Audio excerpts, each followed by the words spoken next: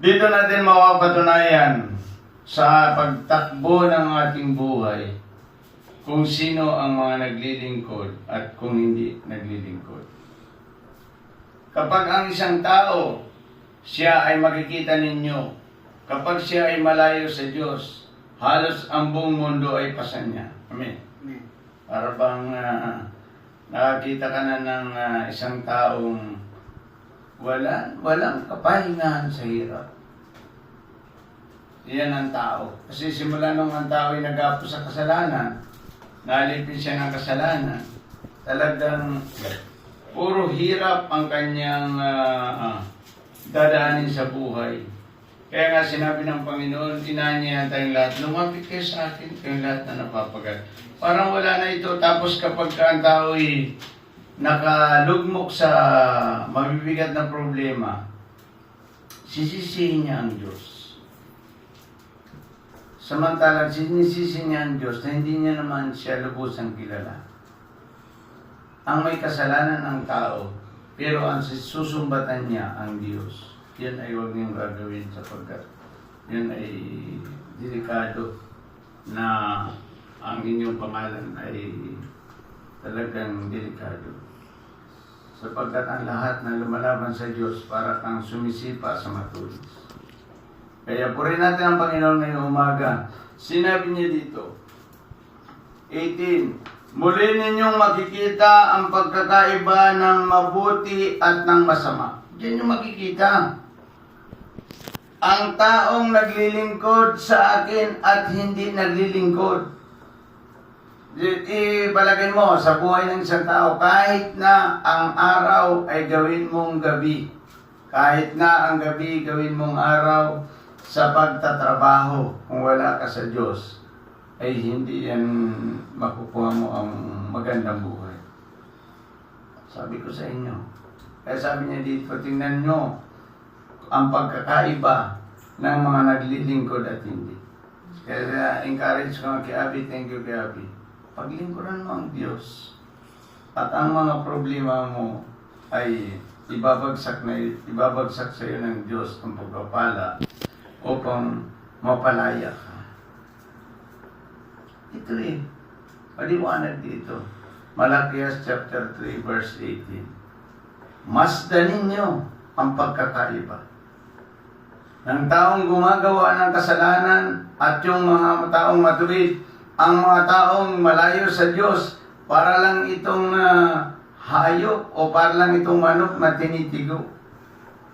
Wala nang buhay. Diretso pasok sa naglalagablab na apoy. Ayun ang malungkot eh. Maraming mga tao ayaw niyang intindihin ang Diyos. Ayaw niyang intindihin. Basta doon lang siya nakatuon sa cellphone, doon lang siya nakatutok sa trabaho. Ayaw niyang intindihin ang Diyos. Ang tanong dyan, kung ikaw'y mamatay, paano na? Di ba? Kaya mayroon tayong question and answer sa social media para magtanong kayo, para masagot ng Biblia. Kaya sabi niya dito, masdanin nyo ang taong naglilingkod at hindi. Siya ang pagkakaiba. Nung ako ay nakasubsob sa trabaho, talagang puro problema at wala naman, di ba? Pero ngayon, ang buhay ko ay binigay ko sa Diyos, talagang maligaya ang naglilingkod sa Panginoon.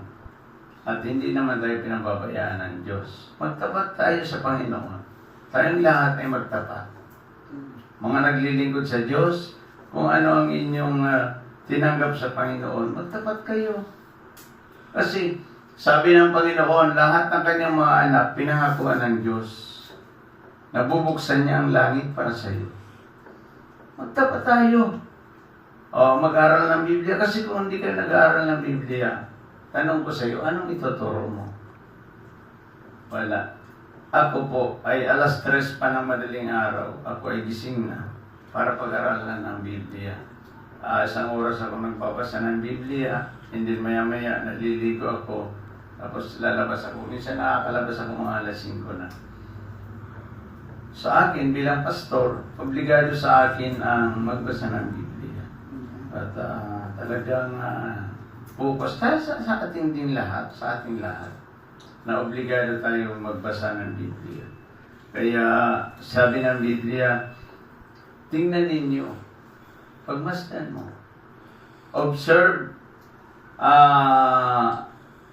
among people, pag-aralan mo yung lahat ng mga tao, yung mga tao yan.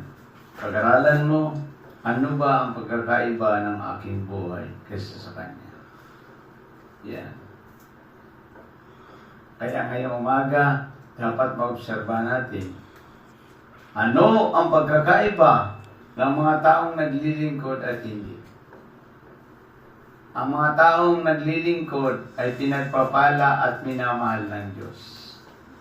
Pero ang mga taong hindi naglilingkod ay pasan niya ang problema ng daigdig. Pasan niya ito.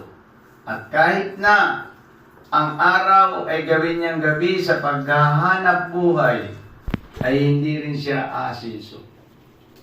Kasi isinumpa siya ng Diyos. Pero yung sumpang iyon, ay mapapawi iyon kung magsisisi tayo sa ating kasalanan at tatanggapin si Jesus at paglilingkuran natin ang Diyos, doon babalik yung tinatawag nating muling pagkalinga ng Diyos sa ating mga buhay.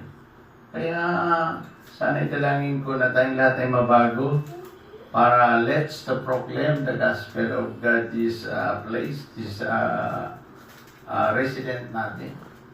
Na itong lugar natin ay mabahagi na ng salita ng Diyos. How much more ba kung kayo ay nag-aaral ng Biblia? Ito ay lalabas sa ating mga buhay at makikilala ng mga tao na ang ating Diyos ang tagapagligtas. Ito nga, pinag-pray ko nga sa Panginoon na itong ating lugar na itong street na ito ay mabuksan natin sa mga Bible studies. Kaya purihin natin ang Panginoon na ngayong umaga na pag-aralan ninyo sa inyong buhay. Itanong mo lang sa inyong sarili. Let's observe the among peoples. Pag-aralan mo sa lahat ng tao o sa mga tao. Ano ba ang pagkakaiba ko sa mga taong hindi naglilingkod? Yan lang din na, di ba? At obserbahan natin kung tayo ay talagang naglilingkod sa Diyos. Obserbahan natin na sa BPM, mga pastor, at thank you sa kanilang mga buhay.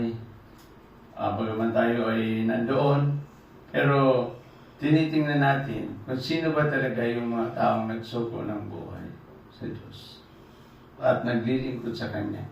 Makikita ninyo ang pagkakaiba ng mga taong naglilingkod ng tapat sa Diyos at saka hindi.